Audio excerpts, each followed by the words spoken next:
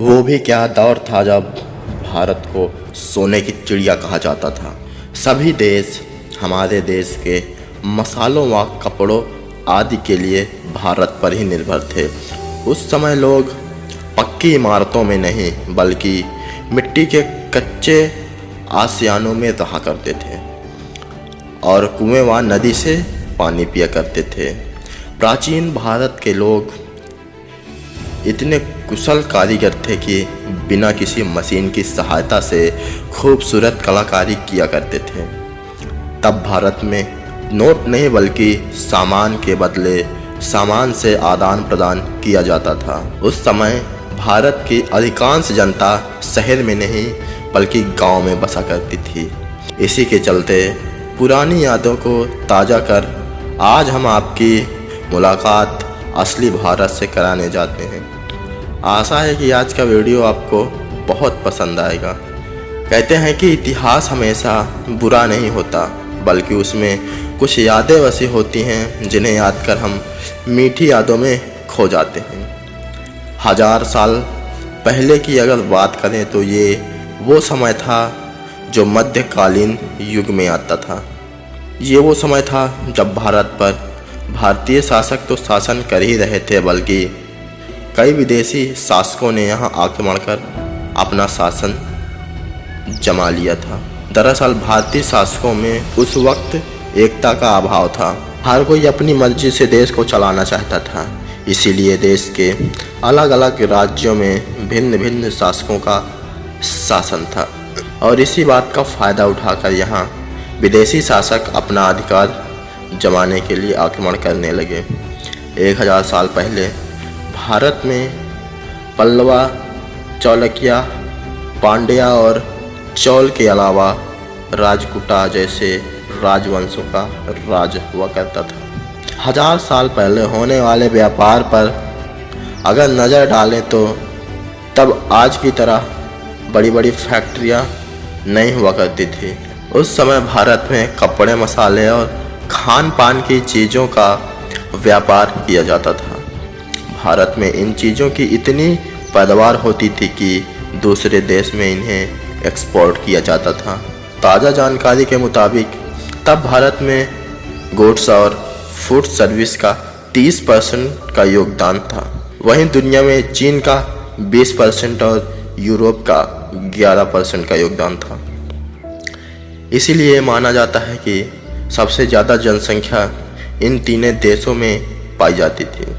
America, Latin America, Australia और northern Russia में काफ़ी कम जनसंख्या थी। प्राचीन भारत में अधिकांश व्यापार सामान के बदले सामान पर निर्भर था।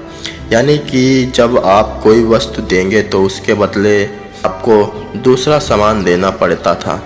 उस समय मुद्रा काफ़ी सीमित मात्रा में काफ़ी सीमित लोगों के पास हुआ करती थी। इसलिए लोग एक दूसरे की पूर्ति सामान ले देकर पूरा किया करते थे। अब के समय में फैमिली बिजनेस को अहमियत दिया जाता था। यदि कोई सुनार या लोहार का काम करता है तो उसका बेटा भी वही काम करेगा। इस तरह पीढ़ी दर पीढ़ी सभी एक ही काम को करते थे, जबकि वर्तमान में ऐसा कतई नहीं है। अब सभी लोग अपने एजुकेशन के हिसाब से काम को चुनते हैं और उसी में आगे 1000 साल पहले आज की तरह शहरों में मंडी व बाजार हुआ करते थे, जहां आधुनिक भारत में सुई से लेकर मोबाइल फ़ोन तक की सब अलग अलग दुकानें होती हैं। लेकिन प्राचीन भारत में सोना, चांदी, बर्तन, कपड़ा, फल और सब्जियों की दुकानें ज़्यादा लगा करती थीं। खेती और पशुपालन ही लोगों का मुख्य व्यवसाय हुआ करता था। उस समय के लोग बहुत मेहनती हुआ करते थे और कलाकारी के मामले में तो उनका जवाब ही नहीं। सुनार, लोहार, कुम्हार, हस्तकार आदि सभी अपने अपने काम में इतने कुशल थे कि आज भी भारतीय कलाकारी को दुनिया भर में सहारा जाता है। 1000 साल पहले के कारीगरों के हाथ में इतना हुनर था कि उनके आगे आज की बड़ी बड़ी मशीनें फेल हैं। उदाहरण के तौर पर आप किसी भी किले की नक्काशी को देखकर अंदाज़ा लगा सकते हैं। जहां आधुनिक समय में यातायात के साधन इतने विकसित हो गए हैं कि हम पूरी दुनिया की सैर कर सकते हैं, लेकिन 1000 साल पहले का वक्त बिल्कुल अलग था। तब लोगों को दुनिया काफ़ी बड़ी लगती थी। उस समय लोगों के पास बैलगाड़ी और घोड़ा जैसे साधन हुआ करते थे जिनसे वो यात्रा करते थे। इसलिए तब के लोग कुछ किलोमीटर की दुनिया में खोए रहते थे। आपने ये कहावत तो सुनी होगी कि भारत में हर 10 किलोमीटर पर बोलियां बदल जाती हैं, यानी कि भारत में इतनी भाषाओं की अलग अलग बोली भी होती है। ऐसे में कुछ किलोमीटर जाने पर लोगों को एक दूसरे की बोली समझना मुश्किल हो जाता था। जहां आज लोग शहरों की ओर भागते हैं, वहीं 1000 साल पहले लोग भारत की अधिकांश जनसंख्या गांव में निवास करती थी। आज के समय में पानी को रिजर्व रखने के लिए सरकार को योजना चलानी पड़ रही है, जबकि 1000 साल पहले के लोग इतने समझदार थे कि वो पानी के संरक्षण के महत्व को अच्छे से जानते थे। उस समय पानी के संरक्षण के लिए गांव में तालाब हुआ करते थे। प्राचीन भारत के अधिकांश लोग धार्मिक प्रवृत्ति के हुआ करते थे, इसलिए तब हर गांव में मंदिर हुआ करते थे और हर गांव में एक कुल देवता का मंदिर होता था। अगर आपने गौर किया होगा तो आपको पता होगा कि पहले के घरों को आज के मुताबिक काफ़ी अच्छा माना जाता था। तब घर केवल मिट्टी से तैयार किया जाता था और घर काफ़ी मजबूत भी हुआ करते थे। आज भी आपको कई जगह उन पुराने घरों व हवेलियों के नमूने देखने को मिल जाएंगे। मिट्टी के बने इन घरों में एक खास बात थी कि इनमें ठंडक महसूस हुआ करती थी, जबकि वर्तमान में सीमेंट कंक्रीट की बिल्डिंग बनाई जाती हैं जो इतनी गर्म होती हैं कि इनमें बिना पंखे व एसी के रहना मुश्किल हो जाता है।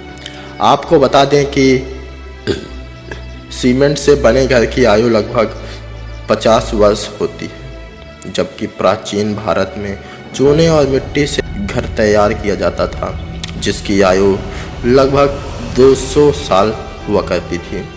ऐसा नहीं कि प्राचीन समय में लोगों के बीच झगड़े व विवाद नहीं होते थे, पर तब उनका फैसला कोर्ट नहीं बल्कि राजा सुनाता था।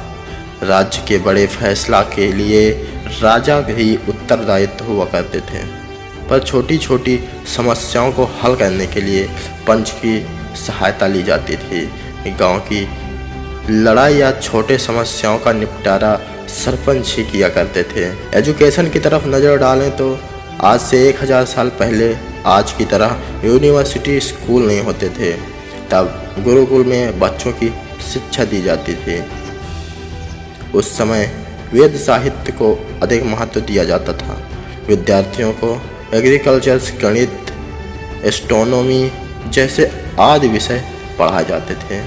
इस तरह से विद्यार्थी साहित्य अध्ययन करके स्वतंत्र जीविका कमाने के योग्य बन जाता था।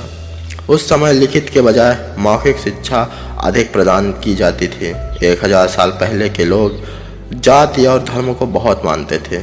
छोटे जाति के लड़के को बड़ी जाति की लड़की से विवाह करने की अनुमति नहीं दी जाती थी। उस समय शादी विवाह समारोह एक दिन नहीं बल्कि एक हफ्ता चलते थे। इसका कारण ये था कि उस समय यातायात के साधन बहुत सीमित थे। बारात बैलगाड़ियों से निकलते थे। बेशक उस समय लोगों के पास सीमित साधन थे, लेकिन वो खुशहाल जीवन और चैन की नींद सोते थे। जबकि आज का इंसान इतना तरक्की करने के बाद भी डिप्रेशन, बीपी लो जैसे कई बीमारियों में पीड़ित है।